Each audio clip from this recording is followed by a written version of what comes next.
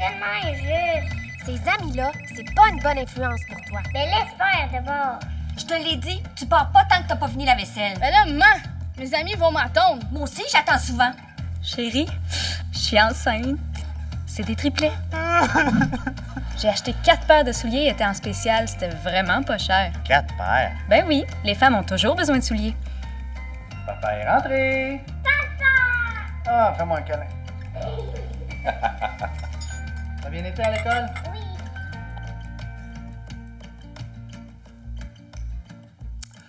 Bon matin, Nouvelle Vie. Est-ce que je peux entendre un gloire à Jésus? Gloire à Jésus! Très content à nouveau d'être parmi vous. Merci à Nouvelle Vie. Merci pour votre équipe. Jocelyn et toute l'équipe pour l'accueil. Je me sens comme à la maison. Merci à Pasteur Claude de m'inviter. Merci pour la confiance. Vous savez, d'inviter un pasteur quand tu n'es pas là, ça peut dire 2 choses. Soit qu'il ne veut pas subir ça, ou soit qu'il me fait confiance. Donc, je veux croire que c'est la confiance. Merci, Pasteur Claude, pour la confiance. Et ce matin, je suis très heureux de m'insérer dans votre série sur les défis de la famille moderne. Et est-ce que vous savez pourquoi la famille moderne a des défis? Parce qu'à la base de la famille, c'est le mariage. Et le mariage, c'est quoi? C'est l'union de 2 pécheurs. Amen? Que tous ceux qui sont mariés avec un pécheur disent Amen. Amen. Messieurs, regardez votre femme discrètement. Hein? Et oui, vous êtes mariés avec une pécheresse. Quelqu'un a dit l'amour rend aveugle, mais le mariage donne la vue. On a demandé à Ruth Graham, la femme de Billy Graham, as-tu déjà considéré le divorce? Elle a dit le divorce jamais, mais le meurtre souvent. Et c'est pas surprenant que 2 pécheurs donnent naissance à des petits, pas des petits anges, des petits pécheurs. C'est quoi la définition de la famille? C'est une communauté de pécheurs vivant sur un même toit. C'est ça la réalité. C'est, à la base, c'est la doctrine du péché originel. Et tous ceux qui contestent cette doctrine, c'est qu'ils n'ont pas d'enfants. Avez-vous remarqué, on ramène le petit ange à la maison, il se transforme en petit monstre. Il est incapable de marcher, incapable de parler, incapable de tenir la tête. Mais déjà, il démontre c'est qui le boss dans la maison. Avez-vous remarqué un enfant de 3 ans, pour prendre quelque chose qu'il veut, il va frapper? C'est quoi? Et à la base, c'est le péché. Et pourquoi c'est important de constater cette mauvaise nouvelle? Parce que ça va te faire réaliser que la solution pour ton couple et ta famille, ça a toujours rapport avec Jésus. Amen? Ça a toujours rapport avec Jésus. Vous savez, si vous prenez un lion et que tu lui offres de la salade et de la viande, le lion va choisir quoi? De la viande. Est-ce que le lion va dire « Oh, j'ai une petite phase végétarienne, je vais manger de la salade cette semaine pour perdre un petit peu de poids. » Le lion va toujours choisir en fonction de sa nature. Et tu as besoin de comprendre que naturellement, on pense souvent, il y a une fausse pensée chrétienne qu'on pense qu'on est libre. On pense qu'on peut choisir le bien ou le mal. La réalité, c'est que nous sommes pécheurs. La réalité, c'est qu'on est corrompus. La réalité, c'est qu'on est confortable dans le monde. La réalité, c'est qu'on aime Satan. La réalité, c'est qu'on aime le péché. Il y a quelque chose à l'intérieur de nous. Et là, on est choqué, mais ouais, à la base, c'est pour ça que Jésus est venu, parce qu'on a besoin d'être sauvé. Amen. Et c'est important de le réaliser. Et c'est pourquoi Jésus est la solution. Jésus seul peut donner une nouvelle identité, donner la puissance de surmonter les défis du couple et de la famille. Si tu es toujours avec moi, dis Amen.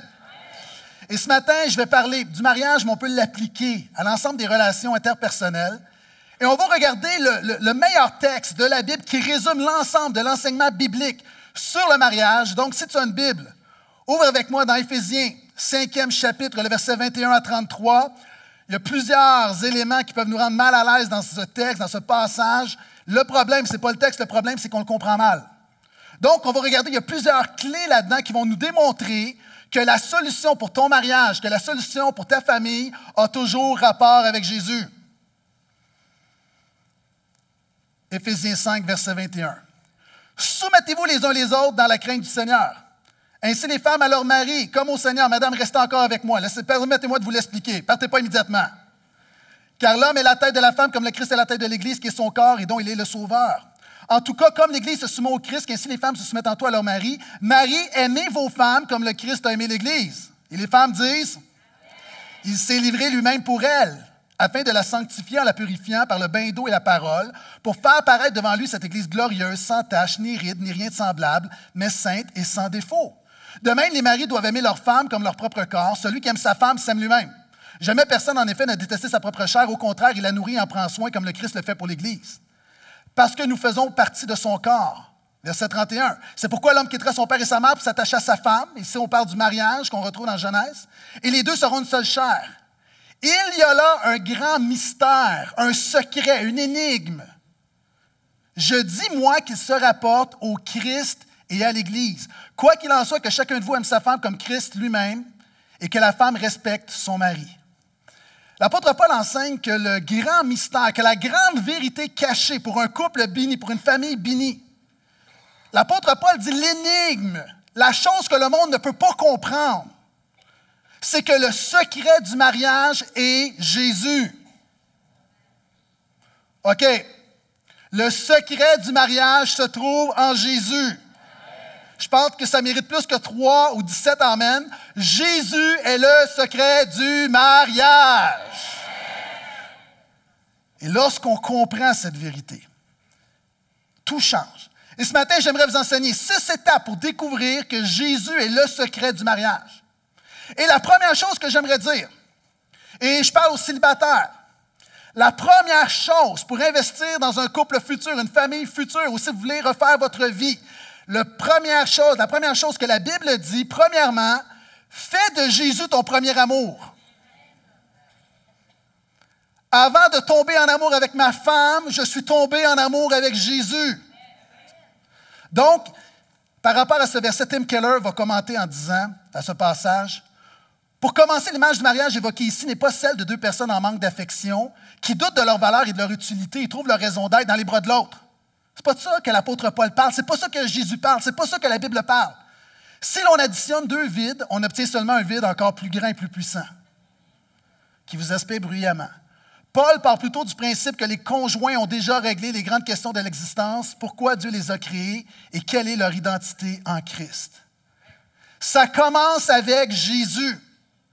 La meilleure chose pour avoir des relations épanouies, ça commence avec Jésus. Ça commence avec un homme et une femme qui a découvert que son identité, que sa valeur, que sa raison d'être, que le sens de la vie ne se trouve pas dans des choses, ne se trouve pas dans l'argent, ne se trouve pas dans sa réputation, dans son diplôme ou dans une personne, mais en Jésus-Christ. La Bible dit, tout a été créé par lui, pour lui et en lui, et nous avons tout pleinement en lui. Vous savez, le problème de plusieurs personnes, et même des chrétiens qui n'ont pas compris ça, supposons que je suis assoiffé. Je viens voir mon épouse de cette bouteille d'eau. Je suis assoiffé, puis je lui dis, « Donne-moi de l'eau. » Puis elle me dit, « Non. » Là, ça va déraper. Pourquoi? Parce qu'elle me frustre d'un besoin fondamental. Vous savez, il y a des gens qui vont tuer pour avoir de l'eau. Parce que si tu ne comptes pas ce besoin, tu meurs. Et au niveau de l'identité à l'intérieur de nous, il y a des besoins qu'on ne voit pas, mais on soupire. Puis il y a des gens, on soupire après l'attention, on soupire pour notre valeur, pour la reconnaissance, à droite et à gauche. Et c'est ça ton problème dans le mariage, dans ta famille, parce que tout le monde soupire après quelque chose et tu veux être comblé par quelqu'un d'autre. Ton mari, ta femme ne peut pas te donner ce que Jésus seul peut faire. Si tu viens à Jésus, je vais voir mon épouse, je dis, donne-moi de l'eau. Elle me dit non. C'est correct. Jésus comble mes besoins.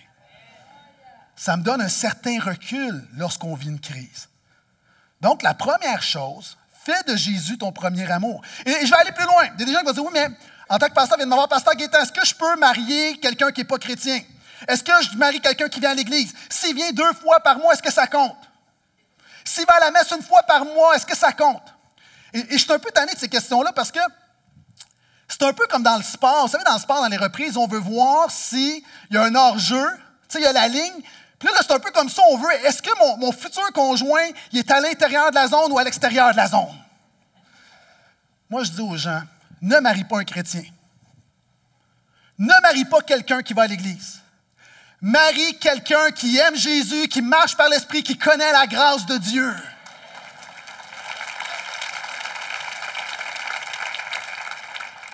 Ne marie pas quelqu'un, ne pose-toi pas la question, est-ce qu'il a franchi la ligne? Marie quelqu'un qui veut faire un but. Donc, la réalité, pourquoi? Parce que dans mon couple, je me rends compte, ce qui détermine tout. J'ai besoin d'une femme qui connaît la grâce, d'une femme qui sait pardonner parce qu'elle a été pardonnée, une femme qui sait que le problème est spirituel, une femme qui sait que Jésus peut faire ce que personne ne fait. Et je veux dire à tous les célibataires qui sont ici, tu n'es pas moins complet ou moins accompli qu'une personne mariée. Que tous les célibataires disent « Amen ». Et je vais le redire, parce que si tu es célibataire, sois attentif à ceux qui disent « Amen ». Et tous les célibataires disent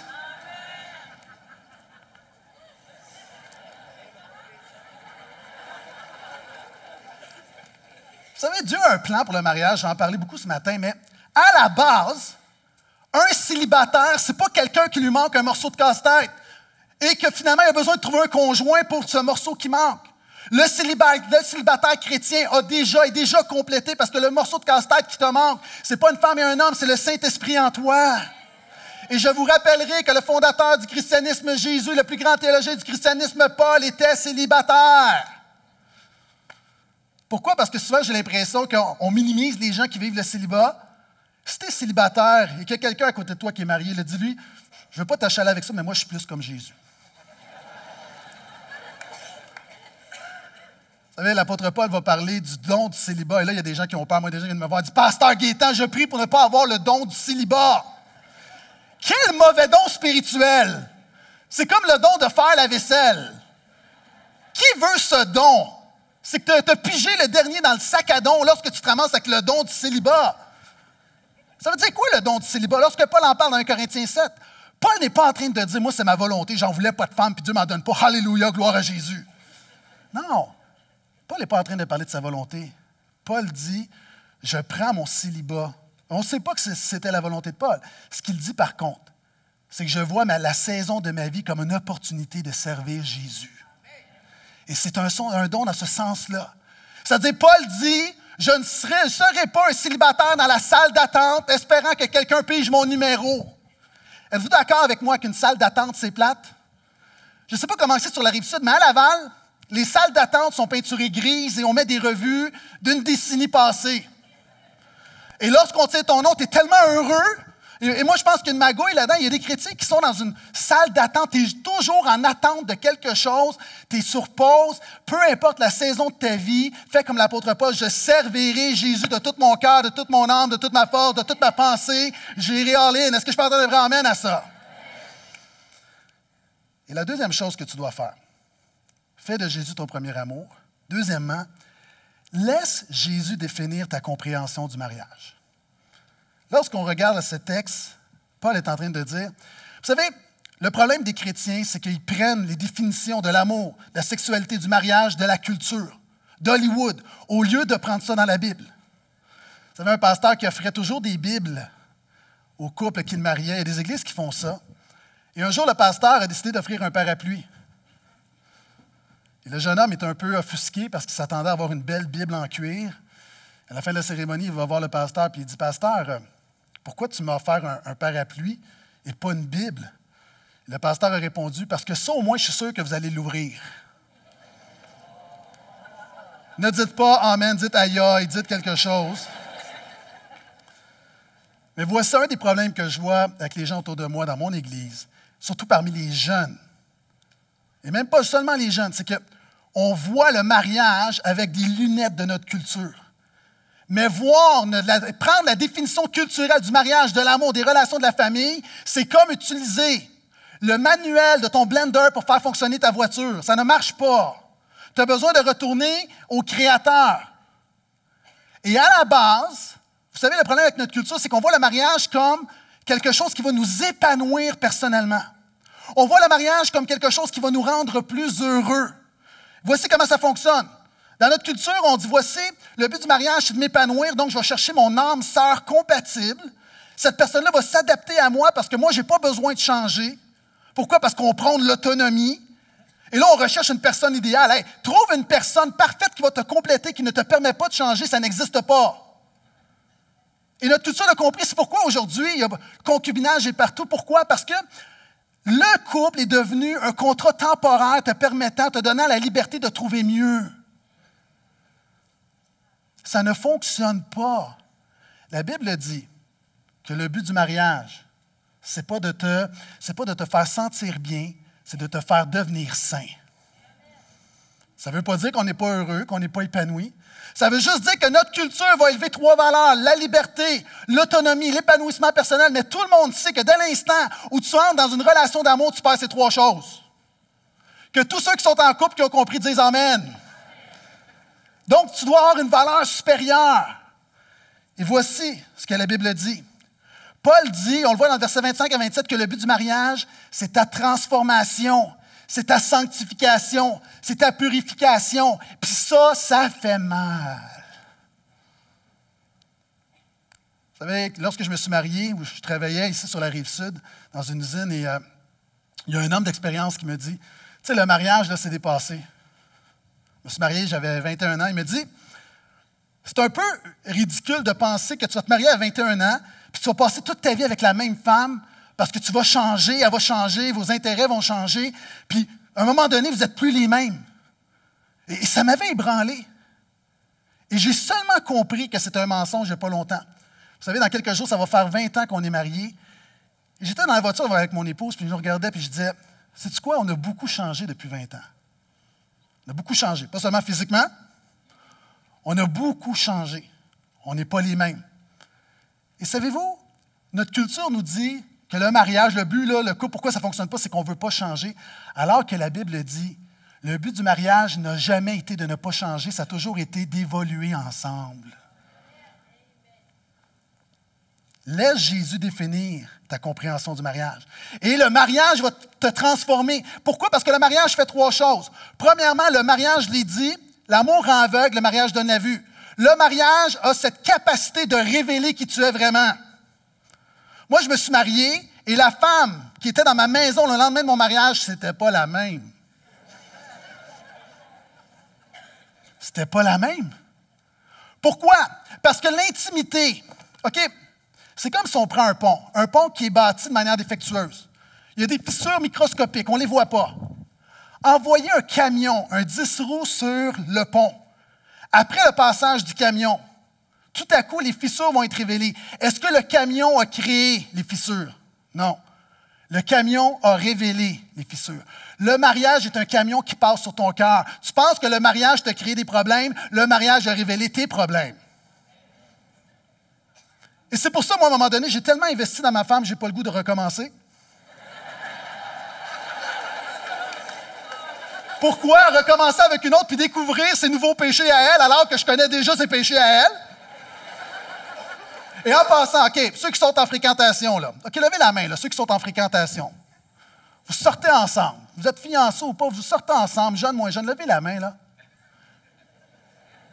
C'est drôle parce que des gens, il y a des couples, il y en a juste un qui lève la main. Il faudrait vous parler, hein?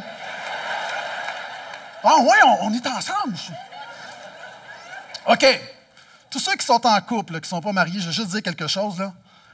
Votre chum, votre blonde, votre fiancé, peu importe, là, il est dans une grande campagne de marketing présentement.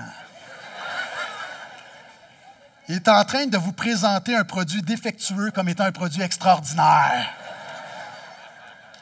Mais je vous le dis, vous allez vous rendre compte à un moment donné que l'infopub n'est pas authentique. Pourquoi? Parce que le mariage te donne la vue. C'est Harburg qui a dit la chose suivante. Tout le monde prétend être plus en santé, plus gentil que nous sommes réellement. Nous faisons tous ce qu'on pourrait appeler la gestion de la dépravation. Mais la bonne nouvelle, c'est que le mariage chrétien révèle ton péché, mais a la capacité de transformer, de purifier. Est-ce que je peux entendre amen à ça? Et c'est un peu, on a l'image ici, comme Jésus avec son Église. De la même manière, la relation, la famille a la capacité de purifier. Ça veut dire quoi? Vous savez, il y a 2 choses au niveau de l'amour. Il y a être aimé et être reconnu. Avoir une histoire d'un soir. Je sais que ça n'arrive pas sur la Rive-Sud, OK? Ça, c'est ailleurs, là. Avoir une histoire, être aimé, mais ne pas être reconnu. Tu sais, au bureau, il y a quelqu'un qui te fait de l'œil, tu as tes papillons. Ouh! Arrête, la personne ne te connaît pas vraiment. Être aimé sans être reconnu, c'est facile, c'est superficiel. À l'opposé, être connu et ne pas être aimé, c'est terrible. Plusieurs personnes vous disent dans votre foyer, vos parents vous connaissaient très bien, mais vous ne vous sentiez pas aimé. Dieu te connaît totalement et t'aime parfaitement. Et le but du mariage, c'est de mettre quelqu'un à tes côtés qui va te connaître totalement et qui va t'aimer parfaitement. On va travailler là-dessus toute notre vie, mais c'est le but. C'est pourquoi l'apôtre Paul va dire, il regarde l'Église comme étant sans tache, ni ride, ni rien de semblable. Lorsque Jésus regarde Nouvelle Vie, il voit du monde parfait. Est-ce qu'on s'entend qu'il y a de l'imagination? Est-ce que vous êtes parfait? Non. Pourquoi? Parce que Jésus, lorsqu'il vous regarde, il voit la version finale. Moi, mon défi, le Saint-Esprit m'apprend, lorsque je vois mon épouse, puis à un moment donné, il y a une chicane, le Saint-Esprit m'apprend à voir la version finale en me disant, je n'ai pas fini d'agir en elle. Il n'a pas fini d'agir en moi. Moi, je dis à mon épouse, si tu regardes à moi et tu n'aimes pas ce que tu vois, dis-toi que Jésus n'a pas fini d'agir en moi. Check it up. Mais c'est ça, le mariage. Vous savez, lorsque Michel-Ange a fait le David, on lui a dit, comment tu as fait cette œuvre d'art? Et Michel-Ange a dit, c'est simple, j'ai regardé le bloc de marbre et j'ai vu David à l'intérieur et j'ai retiré tout ce qui n'était pas David. Mais un mari et une femme qui veut vraiment marcher dans les traces de Jésus dans son mariage, dans sa famille, c'est de regarder à l'intérieur de la crise, de l'épreuve, de la tragédie, du drame, de la trahison, et de croire que Dieu est en train de faire une œuvre et qu'elle va se terminer, de choisir de voir non pas la version présente, mais la version finale. Est-ce que je peux entendre amène à ça? Donc, laisse Jésus définir ta conception du mariage. Et pour que ça fonctionne, ça prend l'engagement. Ça prend l'engagement. Je continue. Troisièmement, mets Jésus au centre de ton mariage. C'est pas tout de dire, OK, j'ai ta conception. Concrètement, tu dois le mettre au centre. Parce que vous savez, c'est quoi le péché numéro 1? C'est quoi? C'est l'égocentrisme. Le défi, OK, je vous résume ça là, pour le même prix, OK? Le défi de la vie chrétienne se résume à ceci. Passer de l'égocentrisme au christocentrisme. Passer d'une vision du monde où tout tourne autour de toi à tout tourne autour de Jésus. Puis ça veut dire que j'ai besoin de mettre Jésus entre moi et ma femme. Vous savez, il y a plusieurs années, sur la frontière entre l'Argentine et le Chili, on a érigé une statue de Jésus qu'on appelle le Christ des Andes, sur la frontière. Pourquoi on s'est dit, il y avait beaucoup de rivalité entre les pays, on s'est dit, on va mettre Jésus entre nous deux. Donc, lorsqu'on commençait à bâtir la statue, les Chiliens se sont opposés. Pourquoi? Parce que Jésus faisait dos au Chili. Puis là, ils se sont dit, on met Jésus entre nous deux, mais nous, on a le dos de Jésus, puis vous avez le visage de Jésus, ça ne marche pas. Et là, ça a fait une crise. Mais il y a un Chilien qui a trouvé la solution. Il a dit, mes amis, faites-vous-en pas. Oui, Jésus est de dos, mais c'est normal. Parce qu'on a intérêt à ce que Jésus garde à l'œil les Argentins. Vous savez, il y a des situations dans une famille, et à un moment donné, il faut les remettre à Jésus. Est-ce que je peux entendre amène à ça? À un moment donné, arrête de vouloir faire ta propre justice. Arrête de vouloir gagner. Il y a des gens qui veulent tellement gagner un point qu'ils vont perdre leur conjoint. La foi, c'est d'apprendre de mettre Jésus au centre. Et on va plus loin. Non seulement tu mets Jésus au centre, quatrièmement, prends Jésus comme modèle pour ton mariage. Ça, c'est la portion la plus difficile. Parce que l'une des choses qu'on se rend compte dans le texte que Paul nous enseigne, c'est que le mariage est le reflet, la relation de Jésus avec nous, avec son Église, c'est le reflet de la relation entre un homme et une femme. Dieu, de toute éternité, lorsqu'il a pensé au mariage, il s'est dit, le mariage va être un reflet, un miroir de cette relation que Jésus a avec son Église. Donc, on doit s'en servir comme modèle. C'est pourquoi souvent ça revient comme Christ, comme l'Église. Ça veut dire que tu sois un homme et une femme, le défi, et là je parle à des gens qui ont mis leur foi en Jésus, le défi, c'est de te comporter comme Jésus dans ton mariage. Êtes-vous d'accord avec moi que ça, c'est vraiment difficile? Et Paul nous donne des exemples. Deux choses. Il y a deux piliers. Il y a deux éléments qui vont définir la relation de Jésus et son Église. Et Paul commence en parlant de la omission. Vous savez c'est quoi la omission? Vous savez c'est quoi le problème avec la omission?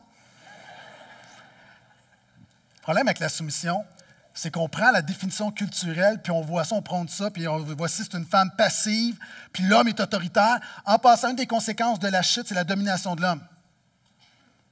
Moi, je suis tanné des hommes qui vont dire à leur femme, sois soumise alors que toi, tu ne l'aimes pas du tout comme Jésus.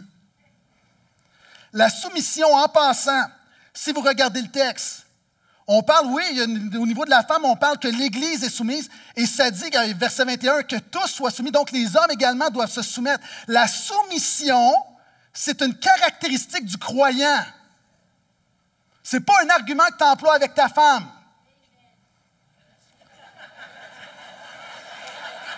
Il y a des pasteurs pour vous, sœurs, on est là pour vous aider. Prenez un rendez-vous. Vous savez, le problème, c'est que le mot grec, c'est important, encore une fois, définition biblique, pas la définition culturelle. Le mot grec qu'on retrouve ici, pour parler de la soumission, le Nouveau Testament est écrit en grec. C'est un mot désignant l'arrangement d'une troupe de façon militaire sous un leadership commun. Lorsque Paul parle de la soumission de la femme, il ne parle pas d'une femme tapie, il parle d'une guerrière en mission. Il parle d'une femme qui est sous la même mission que son mari, une femme qui est à la guerre, une femme qui combat pour la victoire de son foyer au nom de Jésus. Ce n'est pas une femme passive qui dit rien. Toutes les femmes disent